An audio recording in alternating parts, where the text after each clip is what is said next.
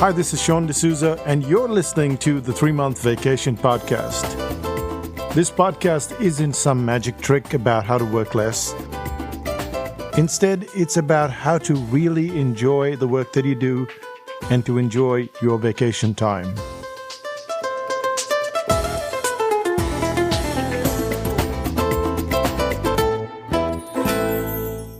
Hi, it's Sean, and you're listening to the 3-Month Vacation.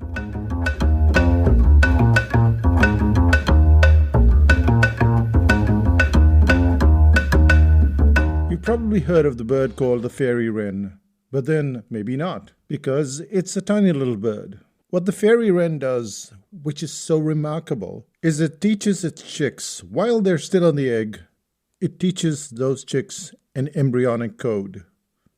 Now, why would it do that? The reason why it does that is because the Australian cuckoo lays its eggs in the fairy wren's nest.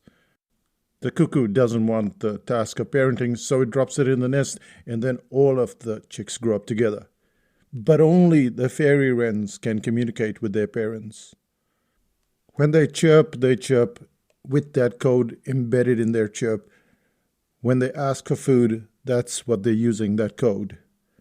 And it is that code that allows them to be fed and the cuckoo to be left alone.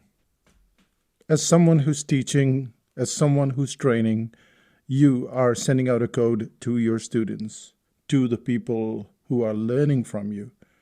And yet, they don't seem to learn the code. They don't seem to pick up the learning just as quickly. And you think, wait, is there something wrong with the way I'm doing things?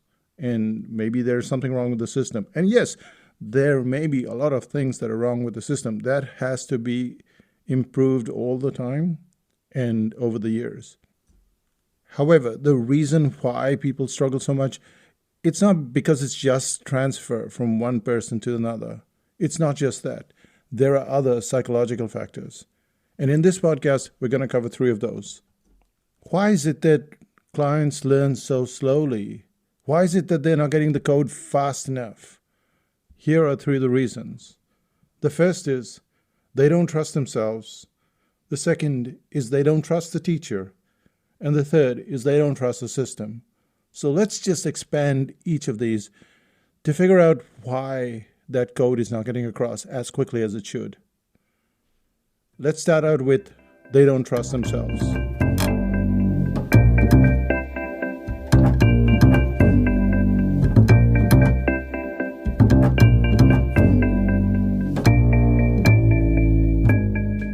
Many years ago, when we were conducting the article writing course, a client said to me, and this is the end of the course, she said, I don't think that my writing is good enough. I don't think that I express myself as well as probably you do. And I disagreed. I asked her permission and I said, look, I'm going to take your article and I'm going to publish it in the membership site at 5000 BC. And I'm going to say it's my article. And then we're going to look at the response. She agreed. And I followed through with what we had discussed. I put it in 5000 BC, and I didn't say it was by anybody else, so automatically everybody assumed that was my article. And there were a whole bunch of responses and questions. And questions come when people are really interested in something. That's when they start to ask more questions because they want to delve deeper into it. And since this client was a member of 5000 BC and still is, she could see how the people responded to her article. But the problem was that she didn't trust herself. And this is not very unusual. When you're a trainer and someone is joining your course or buying into your product or service, they don't trust themselves. I mean, if they did, then why would they need you? Now, this might seem like a very minor point, but it is in fact quite substantial because it becomes the reason why people struggle so much and are so slow to pick up that code. They're always looking at their work and they're comparing it with someone else. And in a cartooning course, for instance, or a storytelling course, what they say is that, Teresa's work is so much better than mine, or Marina's work is so much better than mine. They don't physically take names, but in their head, that's what they're saying. So when they don't trust themselves, they hold back. And you know how it is when you hold back. It's almost like the first time you were driving a car, you're holding that steering wheel, you're gripping it so tightly. That's not the way you drive now.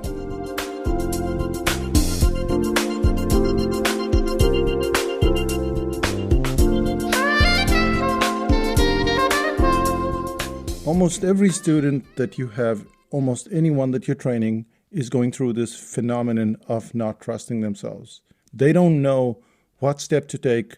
They're always comparing themselves with others, and this is why the learning is slow. How do we overcome this? The way that you can overcome pretty much anything is the same way as a kid learns A, B, C, or whichever language they're learning, the alphabet, and that is to get control over whatever it is that they're doing. Instead of madly rushing from A to B and B to C and C to D, you just make sure that they have a certain amount of control over A before you go to B. And when you have everybody doing more or less a good A, then you can move ahead. So what we're saying here is you've got to design things so that code gets across, but also that they feel remarkably in control and yet not bored. And so this is this fine line. Let's say you're teaching them about pricing, and we teach a concept of yes and yes pricing. Now, in that pricing module, you have this idea of bonuses. And people are like, I don't have any extra bonuses. How do I create a bonus? There is this, I don't trust myself to create a new bonus. I don't have time to create a new bonus. Where am I going to get a bonus from? And you have to get them to get in some sort of control. And the way you do that is to give them the concept, explain how, why, when, all those questions that you normally need to answer, but then give them 1 or 2 examples, maybe 3 examples. And that's when they start to feel in control.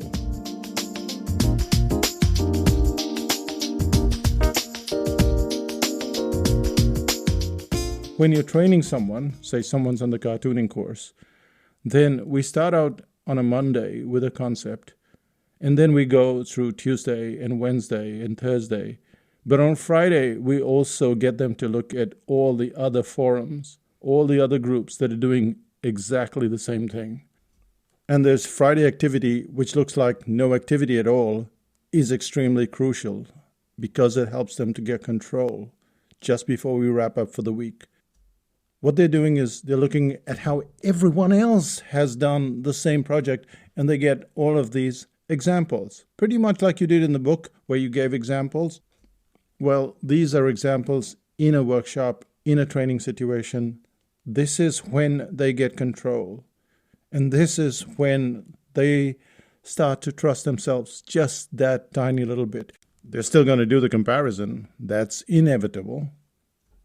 But now they feel a little bit more in control. And that's when you're giving them instructions. That's when you're imparting that code to these embryonic chicks. And that's when they're picking up what you're saying. And that's how the learning goes.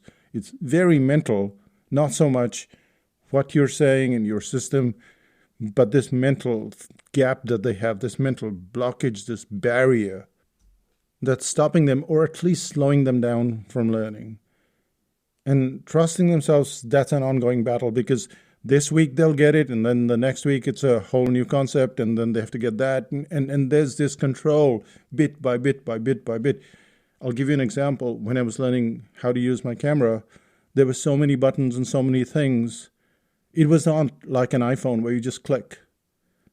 And you had to get control over one thing and the next thing and the next thing. And eventually, now, it's nothing. You don't even think about it. So you have to learn how to trust yourself when you're learning. But as a trainer, you have to understand that it is the examples when they see other people's work, not when they are doing the work, that they get most of that control. And that's when you've got the message across. That's when their learning speeds up just a little bit, but now we've got momentum. This takes us to the second reason why learning is so slow, and that is because they don't trust the teacher.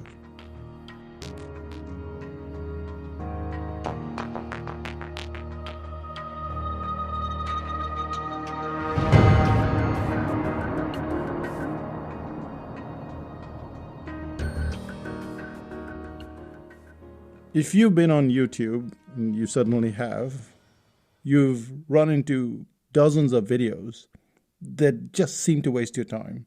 They're always, hi guys, what's up, blah, blah, blah, blah, blah, blah. And you're like, just get to the point. But they don't seem to get to the point. So you have to watch loads of videos by people who inherently haven't learned how to teach. They have a video camera, they have lights, they have a system. And to be fair, YouTube was never meant to do that. It was never meant to teach. But then you have other teaching systems. You have all of these other classes and master classes, all of them out there, and we have the same problem. And that is, they're all imparting information and they're inundating you with information. They're not giving you the small steps. They're not helping you get enough examples. They're not giving you enough control. And that's why we don't trust teachers. You probably know that I am a cartoonist, and I used to be a professional cartoonist back in Mumbai and then in Auckland, New Zealand. And I've been drawing for well over 40 years. If I told you to follow a system that has helped me, would you do that? And if you were part of the course or the training, you would say, yeah, I'd do that. I mean, I've signed up for this course. I've paid several $1,000s. I'm going to do whatever it is that you're saying. But no. Inherently, we don't trust the teachers. I'll give you an example. In drawing, there are two things that all good artists do, and that is that they trace and that they reference. Now, tracing is different from referencing. Tracing is literally, you know what it means, of course. You put a tracing paper, or if you have an iPad, you just take the picture and you draw over it. Most of your peers, your parents, your teachers would have told you that's wrong. Copying is wrong.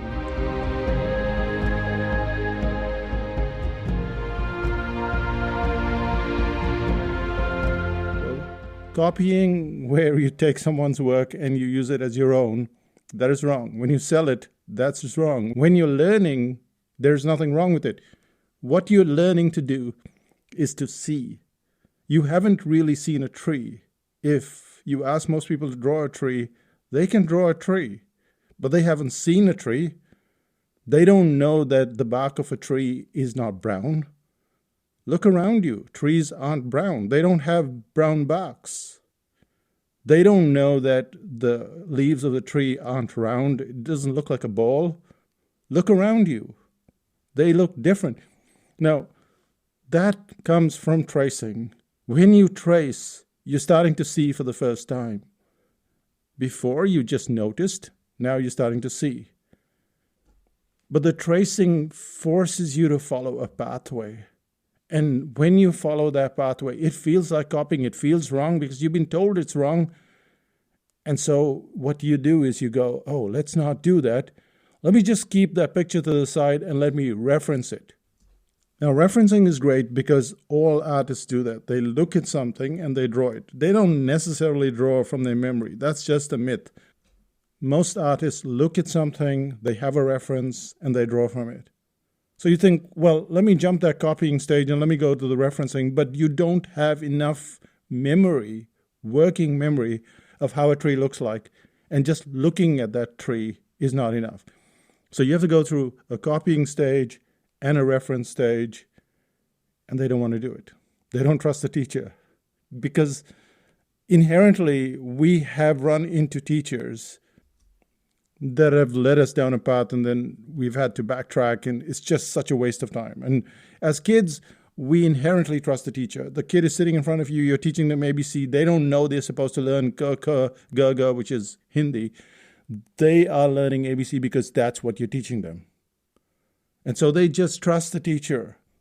That's one of the reasons why kids pick up things so much faster than you, because they don't know that their parents are hopeless language learners or language teachers. They just trust the teacher. And when you trust the teacher, you follow through. And then, of course, you start to get that code, somewhat of a code. But when you're the teacher, you're thinking, why are they not listening to me? And they're not listening to you because inherently, as we grow up, we run into so many bad teachers and so many YouTube videos, and then so many master classes which are supposed to teach you but they don't. And so there's this psychological barrier, and it becomes the second block. First, they're comparing themselves with others. They don't have enough control. They don't have enough examples. And then they have to deal with you, the teacher, who they say they trust and want to trust, but they don't trust the teacher. Not enough.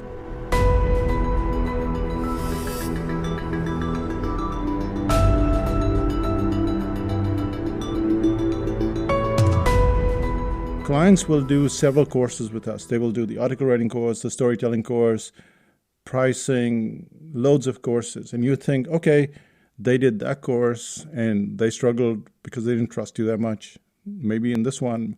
But every time you do a different course, every time you're teaching something different, the student's own thought pattern comes into play. And they think, well, if I did it my way, it would be better, not this teacher's way. And as the teacher, as the trainer, you've got to be patient, give them enough examples, and just build that trust one step at a time. And that's when the learning picks up. And this takes us to the third part. In the first part, we looked at how they don't trust themselves and they don't trust the teacher. But here's the third one, and that's they don't trust the system.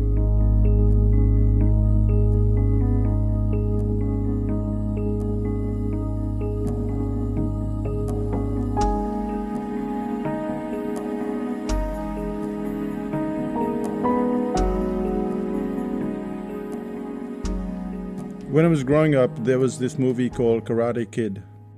Walk on the road. Walk right side, safe. Walk left side, safe. Walk middle, sooner or later, get the squish, just like grape. Here, karate, same thing. Either you karate do yes, or karate do no. You karate do guess so, just like grape. Understand? Yeah, I understand. Now ready? Yeah, I'm ready. Yes. Now that's a funny scene because he says, I understand, and he says he's ready. And then the first task he has to do is to wax on and wax off, which is to do something that the kid is not expecting. He's expecting to do karate. He's expecting to kick and hit and do all that kind of stuff. And instead, he's polishing cars, and he's sanding the floor, and he's painting the fence. And he goes, I don't want to do any of this. He quits. And that's because of the system. He feels that whatever system that trainer has is not right for him, that he should be doing something else instead. And fair enough, there are not a lot of good teachers, but when you get to a good teacher, it is very likely that they will have a crazy system. And that crazy system is called crazy because it drives you crazy. It's not going in the pattern that you've learned, which is ABC. It's starting with J, it's going to H, it's jumping all the way to L, and then it says Z and not Z. And you're going, this is rubbish. No. This is the reason why a lot of people don't learn, is because the good teachers usually don't follow the system. Why aren't they following the system? It's not because they're not following the system. It's because everybody follows that system. That is the slowest system. They have had to rejig everything, fix things, remove bits that don't work. And their system looks broken. It looks like you're painting walls instead of learning karate.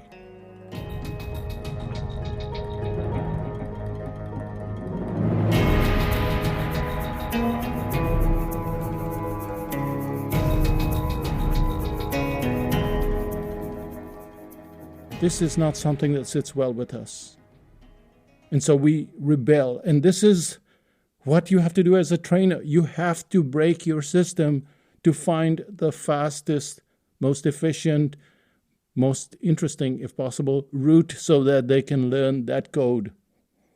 Yes, the code is not easy, it is difficult, but it is what's going to help them become better at writing, at dancing, at singing, at cooking, at whatever it is that you're teaching. It's that code. You have to teach them that code so that they end up strong and better at what they do. And they're not going to trust themselves. We're doing a summary here.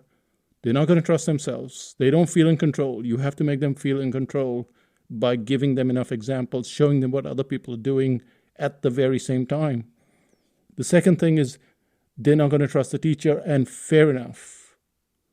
There aren't that many teachers that are good because most teachers just give you information. They don't have a system, and when they do have the system, well, that system seems all crazy. And that's why people struggle so much when they're learning. And that brings us to the end of this podcast. What's the one thing that you can do today? As a trainer, you want to give them examples. You want to show them examples that you have, but also examples of people who are doing the same thing at the same time as they are doing it. And that's when they learn the fastest. That's when they learn to compare with other people and say, oh, they're better, but they also learn a system of their own. That's when they feel more in control. You want to give them control. That's when they relax, and that's when they start to learn. So this brings us to the end of this podcast. Let's find out what's happening in Psychotactics Land. But first, I have to take a break because I have to go on a walk. I'll come back and let you know what's happening in Psychotactics Land.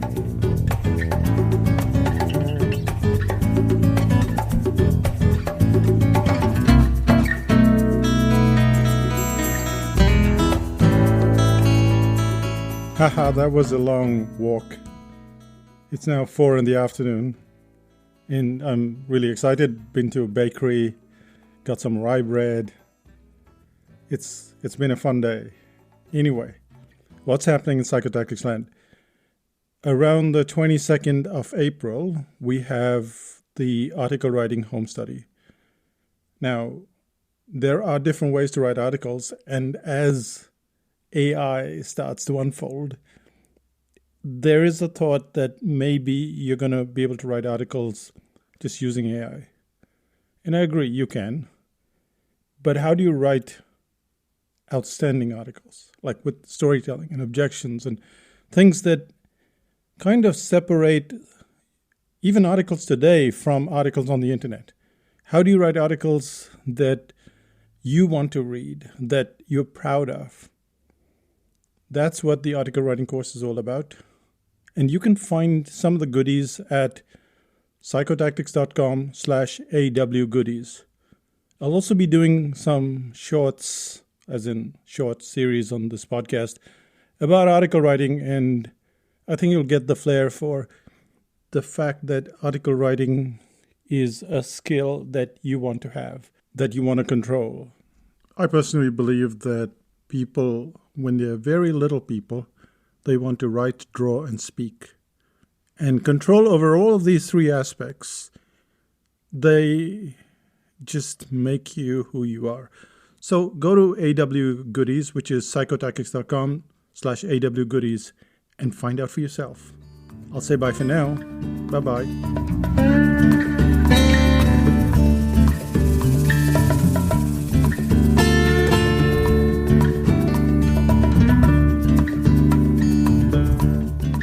Still listening?